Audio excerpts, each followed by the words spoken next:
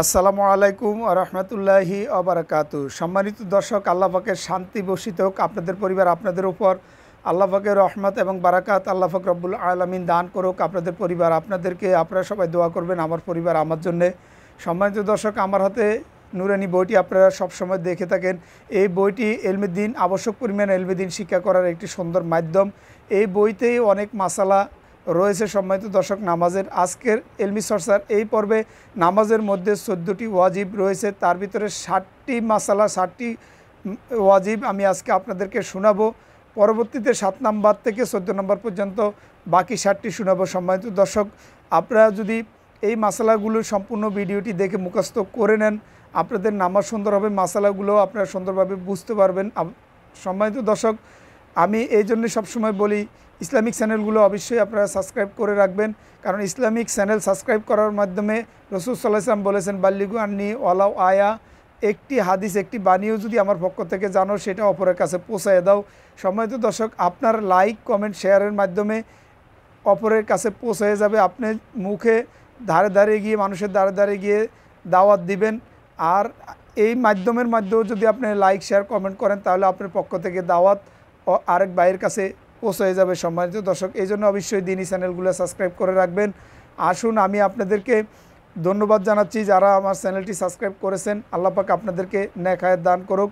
আর যারা এখনও সাবস্ক্রাইব করেন নাই, আমি বলবো আপনারা অবশ্যই আমার চ্যানেলকে, আমার স্টুডিওকে উন্নত করার জন্য, দাওয়াতি কাজকে আরও সহজ করার জন্য এই চ্যানেলটি সাবস্ক্রাইব করে লাইক, শেয়ার, কমেন্ট করে আমার সাথে থাকবেন। সম্মানিত দর্শক, আমি নামাজের মধ্যে 14টি ওয়াজিব রয়েছে। সম্মানিত দর্শক, নামাজের ওয়াজিব 14টি এইভাবে তালিম দিয়ে থাকেন সম্মানিত ওলামায়ে কেরাম।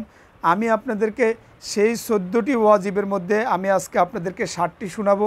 দ্বিতীয় পর্বে আমি আপনাদেরকে আর বাকি 60টি শোনাবো। সম্মানিত দর্শক, আমার চ্যানেলের সাথে থাকলে আপনারা সম্পূর্ণ 14টি মাসালাই আপনারা শুনতে পারবেন।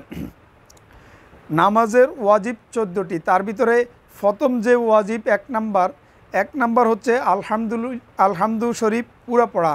আলহামদু শরীফ বলতে আলহামদুলিল্লাহি রব্বিল আলামিন একটি আয়াত। এই আয়াত দিয়ে আলহামদু সূরার 60টি আয়াত রয়েছে, সম্পূর্ণ সূরাটি তিলাওয়াত করা। আলহামদু শরীফ পুরা পড়া, এটা হচ্ছে 1 নাম্বার। 14টি ওয়াজিবের প্রথম ওয়াজিবটি হচ্ছে আলহামদু শরীফ পুরা পড়া। আলহামদুর সাথে সূরা মিলানো, সূরাতুল ফাতিহার সাথে সূরা মিলানো। সম্মানিত দর্শক, রুকু সেজদায় দেরি করা, রুকুতে এবং সেজদাতে দেরি করতে হবে। রুকু সেজদায় দেরি করা, এটা হচ্ছে 3 নাম্বার। 2 নাম্বার হচ্ছে আলহামদু শরীফ পুরা পড়া। 3 নাম্বার হচ্ছে রুকু সেজদায় দেরি করা। 4 নাম্বার হচ্ছে রুকু হইতে সোজা হয়ে খাড়া হয়ে দেরি করা। রুকু হইতে সোজা হবেন, দাঁড়াবেন, দাঁড়িয়ে একটু দেরি করবেন, অন্তত 3 তাসবিহ 2 তাসবিহ পরিমাণ দেরি করবেন, দাঁড়িয়ে আবার সেজদায় চলে যাবেন না। সম্মানিত দর্শক, তারপরে 5 নাম্বার হচ্ছে 2 সেজদার মাঝখানে সোজা হয়ে বসা। আমরা অনেক সময় সেজদা থেকে উঠে আবার সেজদায় চলে যাই, সোজা হয়ে বসি না। তাহলে 2 সেজদার মাঝখানে সোজা হয়ে বসা।